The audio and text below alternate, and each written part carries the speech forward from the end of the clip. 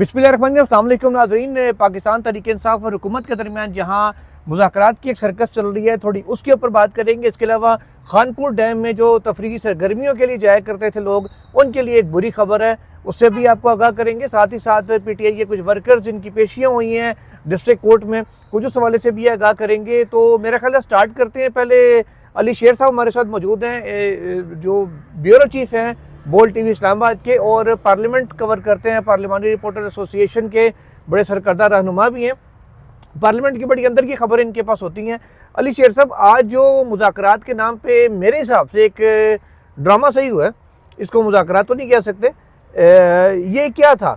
क्योंकि जो मुज़ाकरात करने वालों की चले समझ आती है PTI कर रही है, दूसरी तरफ से जो कर रहे हैं वो कितने एक बाइख्तियार हैं, किस मामले में वो क्या कर सकते हैं?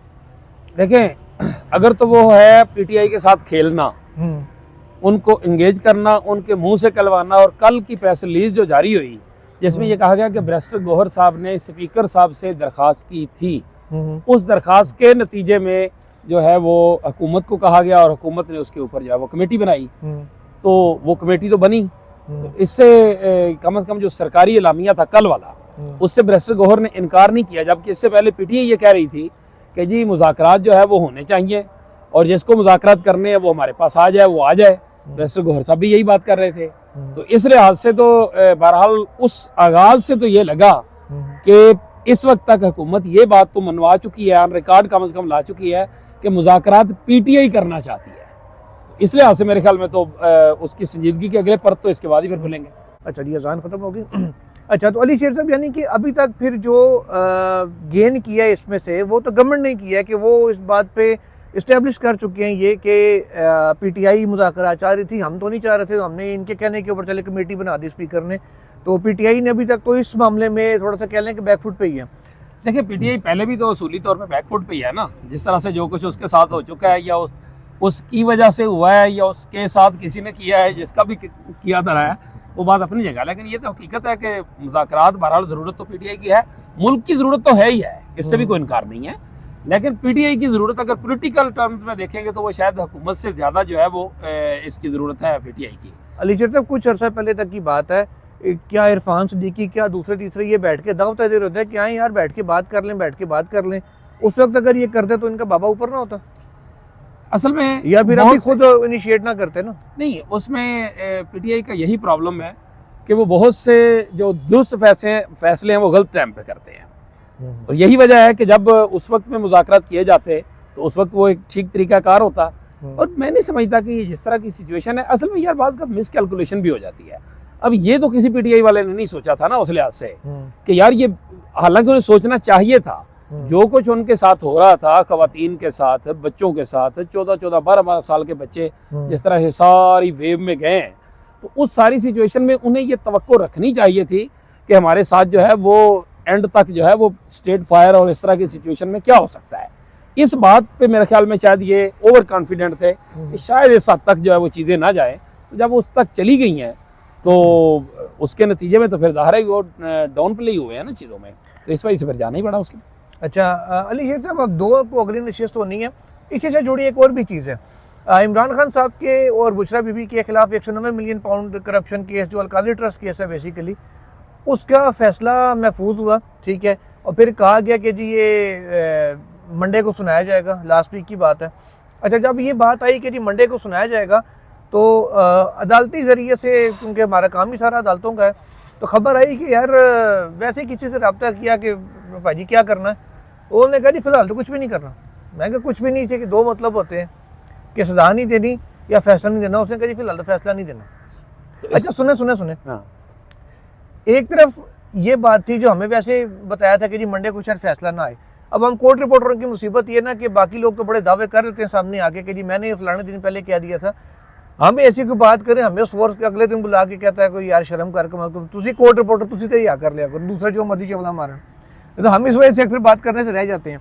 और फिर ये उसके बाद मोहम्मद मालिक साहब ने पहले कहा कि जी फैसला नहीं आना, फिर एक दो और जर्नलिस्टों ने भी कहना शुरू कर दिया कि जी मंडे को शायद फैसला ना आए।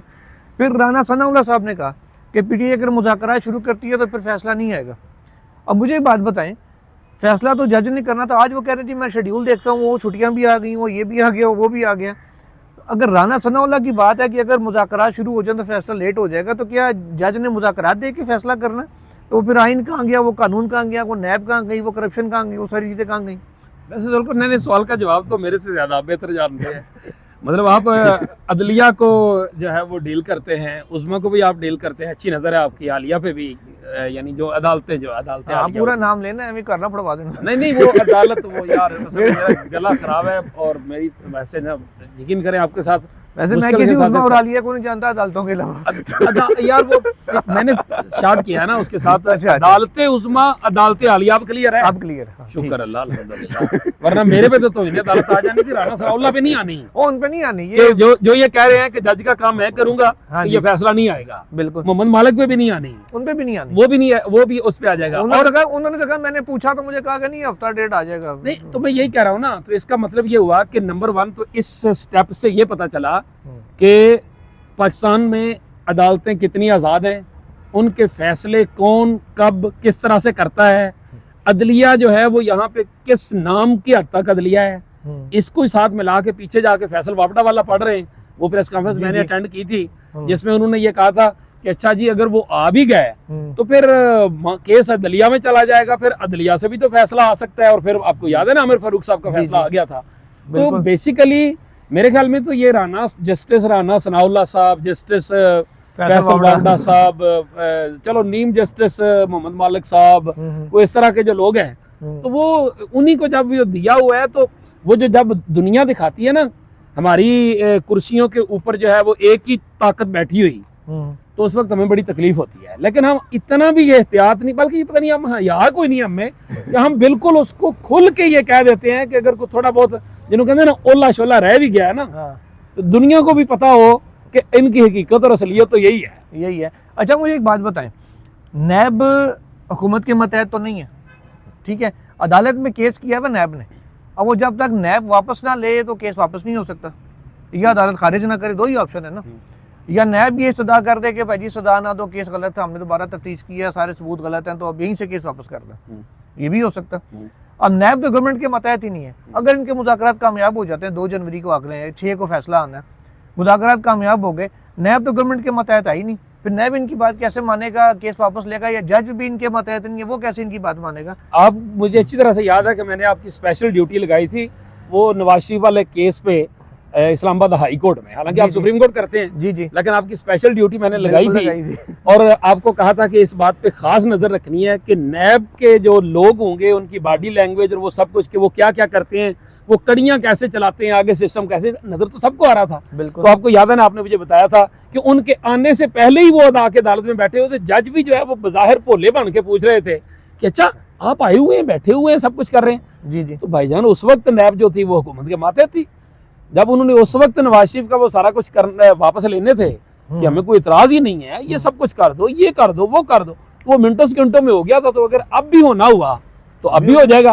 और फिर एक और बात भी साबित हुई, वो ये कि ये कहते हैं कि एक तरफ आप सिविल नाफरमानी की तलवार लटका के हमसे मुज़ाकरात करना चाहते हैं, तो दूसरी तरफ ये क्या कर रहे हैं, ये भी मुकदमात के फैसले लटका के मुज़ाकरात करना चाहते हैं। 14 साल सजा लटका के कर रहे हैं, लटका के जो है मुज़ाकरात करना चाहते हैं।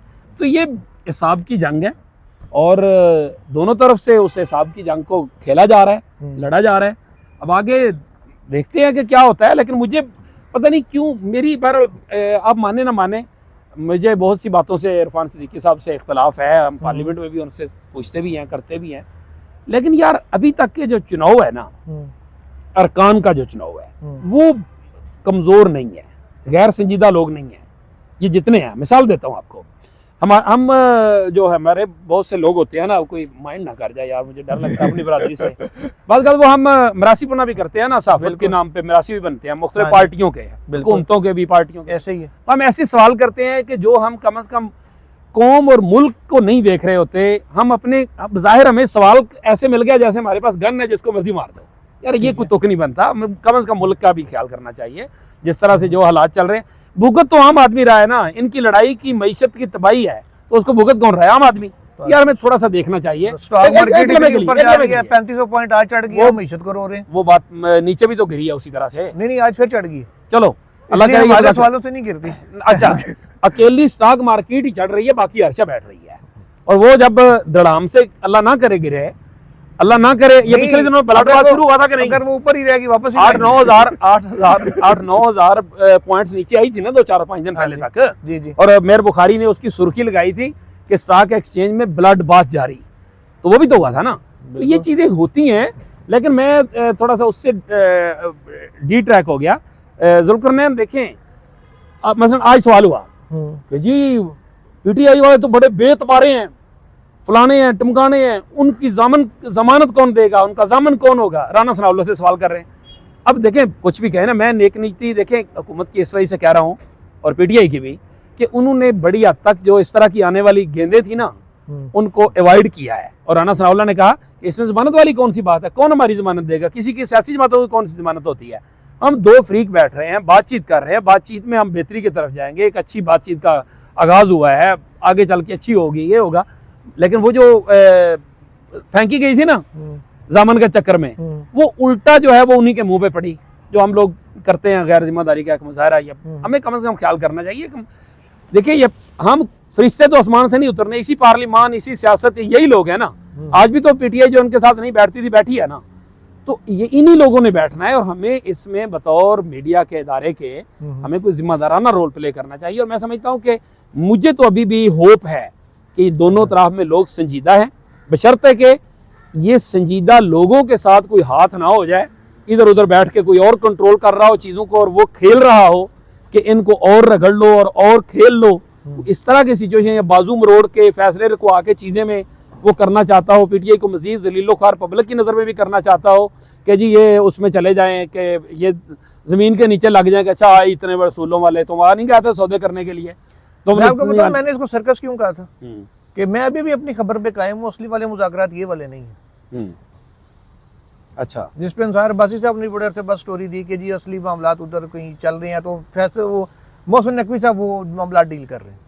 मैं नाम भी आपको बता अली बिन गंडापुर भी तो नहीं आया ना इसमें, वो नहीं आए। हाँ, उसमें हार्ट काम जो है। अच्छा, ये कितनी मजे की बात है कि मुज़ाकरात का इनिशिएटर जो है इस सारे मामले में जोर लगाने वाला वो है बैरिस्टर गौहर अली खान, और वो कमेटी का हिस्सा नहीं है।